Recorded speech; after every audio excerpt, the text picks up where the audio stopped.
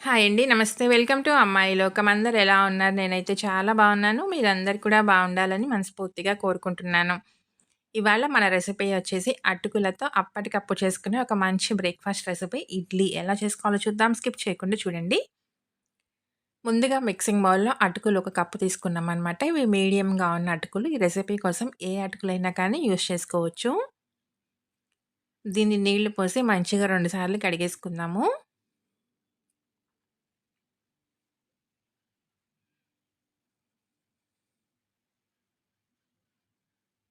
ఇప్పుడు సరిపడినన్ని నీళ్లు పోసుకొని, మూత పెట్టి ఒక 10 నిమిషాల పాటు పక్కన పెట్టుకుందామండి. అటుకులు చక్కగా మనకి నానిపోతాయన్నమాట.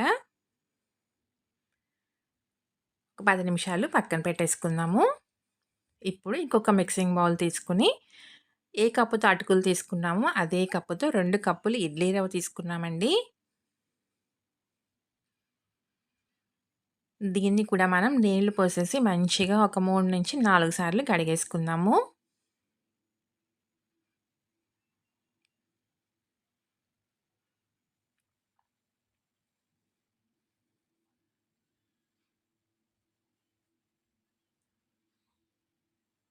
ఇప్పుడు సరిపడినన్ని నీళ్లు పోసుకొని దీన్ని కూడా మూత పెట్టి ఒక 10 నిమిషాల పాటు పక్కన పెట్టుకుందామండి. రవ్వ మనకి నానుతుందనమాట.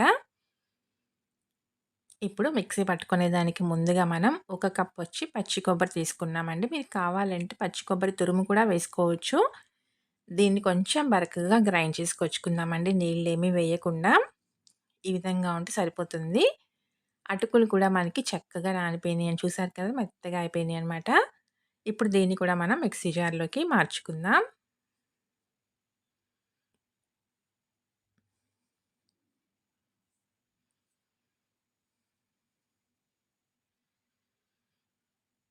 దీంతో పాటు ఒక కప్ వచ్చేసి పెరుగు వేసుకుందామండి. ఇది ఫ్రెష్‌గా ఉన్న పెరుగనమాట. పులిసిన పెరుగు కాదు. దీన్ని మెత్తగా పేస్ట్‌లాగా చేసుకొని తీసుకొచ్చుకుందామండి. అవసరమైతే కొంచెం నీళ్ళైతే యాడ్ చేసుకుందాము. ఇక్కడ నేను ఒక పావు కప్పు వరకి నీళ్ళు యాడ్ చేసి, ఇలా మెత్తగా గ్రైండ్ చేసుకొని తీసుకొచ్చానండి. దాన్ని మిక్సింగ్ బౌల్‌లోకి మార్చుకున్నామనమాట.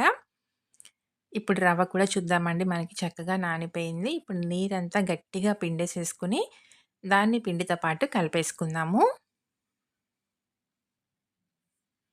దీనిలో ఎక్కడా కూడా మనం మినపప్పు అయితే వాడమండి. ఇడ్లీ మాత్రం చాలా అంటే చాలా టేస్టీగా ఉంటుందనమాట.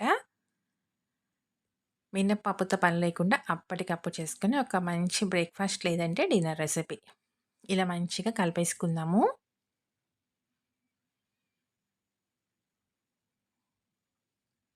రుచికి తగినంత ఉప్పు వేసుకుందామండి.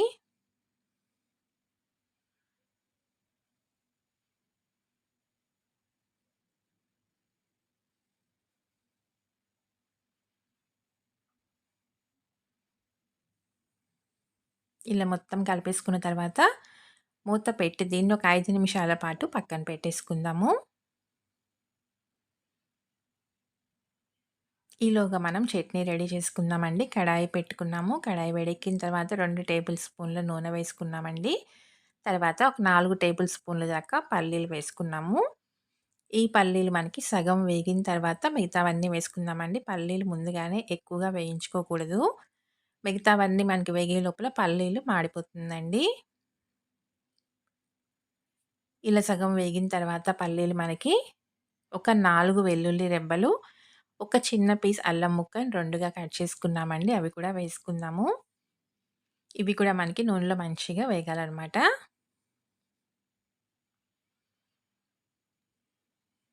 ఇవన్నీ వేగిన తర్వాత ఒక పెద్ద ఉల్లిపాయని ఇలా కట్ చేసుకున్నామండి. రఫ్‌గా చాప్ చేసుకున్నాం. దాన్ని కూడా వేసేసుకుందాము.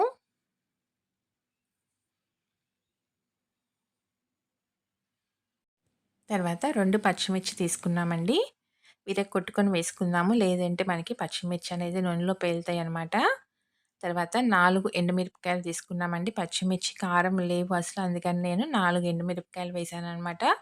ఒకవేళ పచ్చిమిర్చి కారం ఉందనుకోండి, దానికి తగినట్టుగా ఎండుమిరపకాయలని మీరు అడ్జస్ట్ చేసుకోండి. ఇవన్నీ మనకి సగానికి పైన వేగినాయండి. ఇప్పుడు ఒక టమాటో తీసుకున్నామనమాట. మీడియం సైజ్ టొమాటోని కట్ చేసుకొని వేసుకుందాము. టమాటో కూడా మనకి మంచిగా మగ్గిపోవాలండి నూనెలో.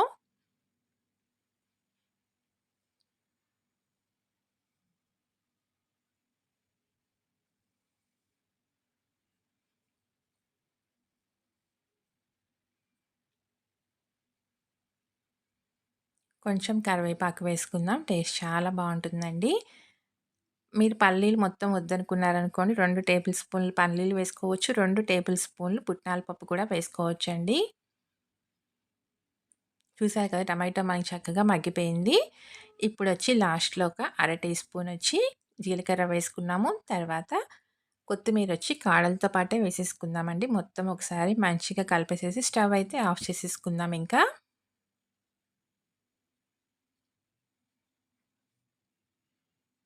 దీన్ని పక్కన పెట్టుకుందామండి. పూర్తిగా చల్లారిపోవాలి.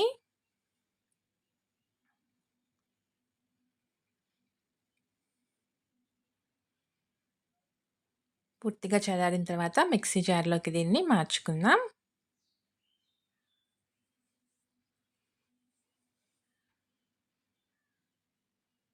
రుచికి తగినంత ఉప్పు, తగినన్ని నీళ్లు పోసుకొని దీన్ని మెత్తగా పేస్ట్‌లాగా చేసుకొని తెచ్చుకుందామండి. మరి ఎక్కువగా నీళ్ళు కాకుండా గట్టి చట్నీలాగా చేసుకుందామనమాట. బావుంటుంది ఈ రెసిపీకి.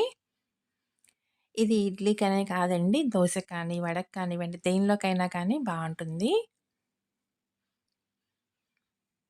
దీనికి తాలింపు వేసుకుందాము. ఒక టేబుల్ స్పూన్ నూనెలో పావు టీ స్పూన్ ఆవాలు, పావు టీ స్పూన్ జీలకర్ర, కొంచెం కరివేపాకు వేసుకొని తాలింపు వేసుకొచ్చుకున్నామండి. దాన్ని కలిపేసుకుందాం చట్నీతో పాటు. అంతేనండి, చట్నీ రెడీ అయిపోయింది. పక్కన పెట్టుకుందాము. 5 నిమిషాల తర్వాత చూద్దాం. పిండి మనకి చక్కగా నానిపోయి ఉంటుంది. కన్సిస్టెన్సీ అయితే ఇంకొంచెం దగ్గర పడిందండి. అందుకని కొంచెం నీళ్లు వేసుకుందాము.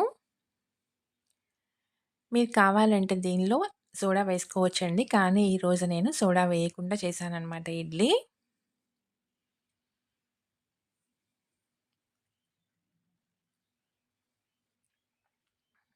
కన్సిస్టెన్సీ కరెక్ట్‌గా ఉందండి. ఇప్పుడొచ్చి మనం ప్లేట్‌లకి కొంచెం నూనె అప్లై చేసుకున్నాము. అన్నిట్లోనూ కొంచెం కొంచెంగా వేసుకుందామండి. మరీ పైదాకా వేసుకోకుండా. ఇవి ఉడికిన తర్వాత మనకేమి మామూలు ఇడ్లీలాగా పొంగవండి. ఎందుకంటే మనం దీనిలో సోడా కానీ, ఈనో కానీ ఏమీ వేయలేదు.